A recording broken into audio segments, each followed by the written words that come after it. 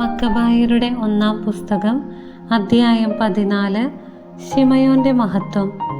172 ആണ്ടിൽ ദമത്രിയൂസ് രാജാവ് ട്രിഫോക്കെതിരെ യുദ്ധം ചെയ്യാൻ ആവശ്യമായ സഹായം ഉറപ്പുവരുത്താൻ സൈന്യസമേതം മെദിയായിലേക്ക് പുറപ്പെട്ടു. ദമത്രിയൂസ് രാജ്യാതിർത്തി ലംഘിച്ചുവെന്ന് കേട്ട് പേർഷ്യയുടെയും മെദിയായുടെയും രാജാവായ അർസാക്കസ് അവനെ ജീവനോടെ പിടികൂടാൻ തൻ്റെ സൈന്യാധിപന്മാരിൽ ഒരുവനെ അയച്ചു. അവൻ പോയി ദമത്രിയൂസിന്റെ സൈന്യത്തെ തോൽപ്പിച്ച് അവനെ ബന്ധനസ്ഥനാക്കി അർസാക്കസിന്റെ അടുക്കൽ കൊണ്ടുവന്നു. അർസാക്കസ് അവനെ തടവിലാക്കി. ശിമയോന്റെ നാളുകളിൽ ദേശത്ത് ശാന്തിയുണ്ടായിരുന്നു. ജനക്ഷേമമാണ് അവൻ തേടിയിരുന്നത്. അവന്റെ ഭരണം അവരെ സംപ്രീതരാക്കി. അവന്റെ ജീവിതകാലം മുഴുവൻ അവർ അവനോട് ആദരം പ്രകടിപ്പിച്ചു. ജോപ്പായെ തുറമുഖമാക്കുകയും ദ്വീപുകളിലേക്ക് മാർഗം തുറക്കുകയും ചെയ്തുകൊണ്ട് അവൻ തൻ്റെ മഹത്വത്തിന് മകുടം ചാർത്തി.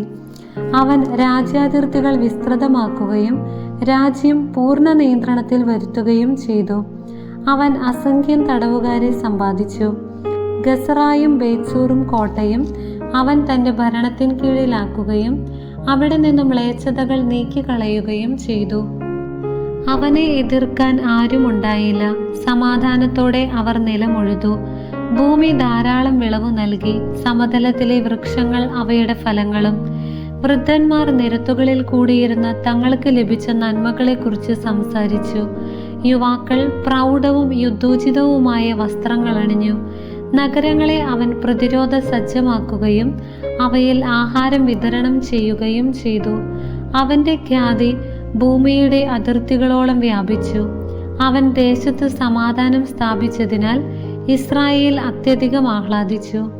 ഓരോരുത്തരും താന്താങ്ങളുടെ മുന്തിരിത്തോപ്പിലും അത്തിമരങ്ങളുടെ ചുവട്ടിലും ഇരുന്നു.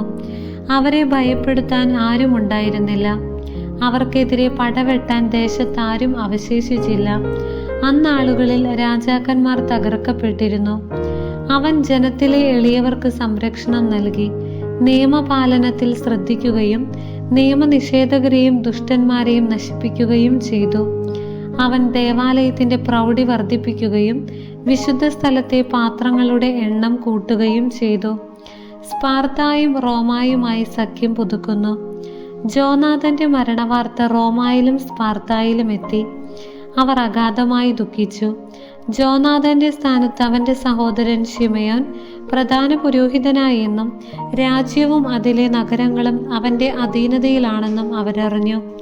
അവന്റെ സഹോദരന്മാരായ യൂദാസും ജോനാഥനുമായി ഉണ്ടായിരുന്ന സൗഹൃദവും സഖ്യവും ശിമയോനുമായി പുതുക്കിക്കൊണ്ട് അവർ പിച്ചള ഫലകത്തിൽ അവനെഴുതി. ഇത് ജെറുസലേമിലെ സമൂഹത്തിന്റെ മുൻപാകെ വായിക്കപ്പെട്ടു. സ്പാർത്താക്കാരയച്ച കത്തിന്റെ പകർപ്പാണിത്.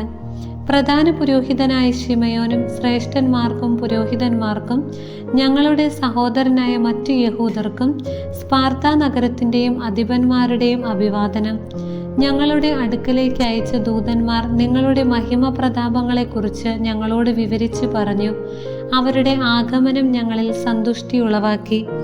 അവർ പറഞ്ഞതെല്ലാം ഞങ്ങൾ പൊതുയോഗ കുറിപ്പുകളുടെ പുസ്തകത്തിൽ ഇങ്ങനെ രേഖപ്പെടുത്തിയിരിക്കുന്നു. യഹൂദ ദൂതന്മാരായ അന്തിയോക്കസിന്റെ മകൻ ന്യൂമേനിയൂസും ജാസന്റെ മകൻ അന്തിപാത്രും ഞങ്ങളുമായുള്ള സൗഹൃദം പുതുക്കുന്നതിന് ഞങ്ങളുടെ അടുക്കൽ വന്നിരിക്കുന്നു. അവരെ ബഹുമാന പുരസ്സരം സ്വീകരിക്കാൻ ഞങ്ങളുടെ ജനം താല്പര്യം കാണിച്ചു. അവരുടെ സന്ദേശത്തിന്റെ ഒരു പകർപ്പ് സ്പാർത്താക്കാർക്ക് പിന്നീട് പരിശോധിക്കുന്നതിന് പൊതുരേഖ ശേഖരശാലയിൽ സൂക്ഷിച്ചിട്ടുണ്ട്. ഇതിന്റെ ഒരു പകർപ്പ് പ്രധാന പുരോഹിതനായ ശിമയോന് അവർ അയച്ചു കൊടുത്തു. അനന്തരം റോമാക്കാരുമായുള്ള സഖ്യം ഉറപ്പിക്കുന്നതിന് 1000 മീന തൂക്കമുള്ള വലിയൊരു സുവർണ പരിചയമായി ന്യൂമേനിയൂസിനെ ശിമയോൻ റോമായിലേക്ക് അയച്ചു. ശിമയോന് ബഹുമതി. ഇതു കേട്ടു ജനം പറഞ്ഞു, ശിമയോനോടും പുത്രന്മാരോടും നാം എങ്ങനെ നന്ദി പ്രകാശിപ്പിക്കും? അവനും അവൻ്റെ സഹോദരന്മാരും പിതൃഭവനവും ഉറച്ചു നിൽക്കുകയും ഇസ്രായേലിൻ്റെ ശത്രുവിനെതിരെ പൊരുതി അവരെ തുരത്തുകയും രാജ്യത്തിൽ സ്വാതന്ത്ര്യം സുസ്ഥാപിതമാക്കുകയും ചെയ്തു. ഇക്കാര്യങ്ങളെല്ലാം അവർ പിത്തള ഫലകത്തിൽ രേഖപ്പെടുത്തി സിയോൻ മലയിൽ സ്തംഭങ്ങളിൽ സ്ഥാപിച്ചു. അവർ എഴുതിയിരുന്നതിൻ്റെ പകർപ്പ് ഇതാണ്. 172 ആണ്ട്, അതായത് സമുന്നതനായ പ്രധാന പുരോഹിതൻ ശിമയോന്റെ 3-ാം ഭരണവർഷം എലൂൾ മാസം 18-ാം ദിവസം അസരമേലിൽ പുരോഹിതന്മാരുടെയും ജനത്തിൻ്റെയും ഭരണാധിപന്മാരുടെയും ശ്രേഷ്ഠന്മാരുടെയും മഹാസഭയിൽ ഈ വിളംബരം പുറപ്പെടുവിച്ചു. രാജ്യം തുടരെ തുടരെ യുദ്ധത്തിനടിപ്പെട്ടുകൊണ്ടിരിക്കെ യോയാറിബിൻ്റെ വംശത്തിൽപ്പെട്ട പുരോഹിതനായ മത്താത്തിയാസിൻ്റെ മകൻ ശിമയോനും സഹോദരന്മാരും ജീവൻ അപകടത്തിലാക്കിക്കൊണ്ട് വിശുദ്ധ മന്ദിരവും നിയമവും കാത്തുരക്ഷിക്കുന്നതിനായി രാജ്യത്തിൻ്റെ ശത്രുക്കളോട് എതിരിട്ടു. അവർ രാജ്യത്തിന് പ്രതാപം നേടിത്തന്നു. ജോനാഥാൻ ജനത്തിന് കെട്ടുറപ്പ് നൽകുകയും പ്രധാന പുരോഹിതനാവുകയും ചെയ്തു. അവസാനം അവൻ പിതാക്കന്മാരോട് ചേർന്നു. രാജ്യത്തെ ആക്രമിക്കുന്നതിനും വിശുദ്ധ സ്ഥലം പിടിച്ചടക്കുന്നതിനും ശത്രുക്കൾ ശ്രമിച്ചപ്പോൾ ശിമയോൻ തൻ്റെ രാജ്യത്തിനു വേണ്ടി പൊരുതി. രാജ്യത്തിൻ്റെ സേനകൾക്ക് ആയുധവും വേതനവും നൽകാൻ അവൻ സ്വന്തം സമ്പാദ്യത്തിൽ നിന്ന് വലിയ സംഖ്യ ചെലവഴിച്ചു. യൂദായിലെ നഗരങ്ങളും അതിൻ്റെ അതിർത്തിയിലുള്ളതും മുൻപ് ശത്രുക്കൾ ആയുധം ശേഖരിച്ച് സൂക്ഷിച്ചിരുന്നതുമായ ബേത്സൂറും സുരക്ഷിതമാക്കുകയും അവിടെ യഹൂദ കാവൽ സൈന്യത്തെ നിയോഗിക്കുകയും ചെയ്തു. അവൻ കടൽ തീരത്തുള്ള ജോപ്പായും അസോത്തൂസിൻ്റെ അതിർത്തിയിലുള്ളതും മുൻപ് ശത്രുക്കൾ അധിവസിച്ചിരുന്നതുമായ ഗസ്രായും സുരക്ഷിതമാക്കി. അവിടെ യഹൂദരെ പാർപ്പിക്കുകയും നഗരങ്ങളുടെ പുനരുദ്ധാരണത്തിന് ആവശ്യമായതെല്ലാം അവർക്ക് നൽകുകയും ചെയ്തു. ശിമയോന്റെ വിശ്വസ്തതയും രാജ്യത്തിന് അവൻ നേടിക്കൊടുക്കാൻ ഉറച്ച പ്രതാപവും ജനം മനസ്സിലാക്കി. അവൻ്റെ ചെയ്തികളും അവൻ ജനത്തോട് പുലർത്തിയ നീതിയും വിശ്വസ്തതയും കണക്കിലെടുത്തും എല്ലാ വിധത്തിലും ജനത്തെ പ്രതാപത്തിലേക്ക് നയിക്കുന്നതിന് അവൻ നടത്തിയ പരിശ്രമങ്ങളെ പരിഗണിച്ചും അവർ അവനെ തങ്ങളുടെ നേതാവും പുരോഹിതനുമാക്കി. അവൻ്റെ നേതൃത്വത്തിൽ ജനത്തിന് ഉത്കർഷമുണ്ടായി. അവൻ വിജാതീയരെ രാജ്യത്തിൽ നിന്നു തുരത്തി. അതുപോലെ ജെറുസലേമിൽ ദാവീദിന്റെ നഗരത്തിൽ തങ്ങൾക്കായി കോട്ട കെട്ടുകയും അതിൽ നിന്ന് പുറത്തു വന്ന് വിശുദ്ധ സ്ഥലത്തിന്റെ പരിസരങ്ങൾ അശുദ്ധമാക്കുകയും അതിന്റെ വിശുദ്ധിക്ക് ഭംഗം വരുത്തുകയും ചെയ്തിരുന്നവരെ അവൻ ഓടിച്ചു. അവൻ അവിടെ യഹൂദരെ പാർപ്പിക്കുകയും രാജ്യത്തിൻ്റെയും നഗരത്തിൻ്റെയും സുരക്ഷിതത്വത്തിനു വേണ്ടി അതിനെ സുശക്തമാക്കുകയും ജെറുസലേമിൻ്റെ മതിലുകൾക്ക് ഉയരം കൂട്ടുകയും ചെയ്തു. ഇതിൻ്റെ വെളിച്ചത്തിൽ ദമത്രിയൂസ് രാജാവ് അവനെ പ്രധാന പുരോഹിതനായി സ്ഥിരപ്പെടുത്തി. അവനെ രാജമിത്രങ്ങളിൽ ഒരുവനാക്കുകയും അവന് വലിയ ബഹുമതികൾ നൽകുകയും ചെയ്തു.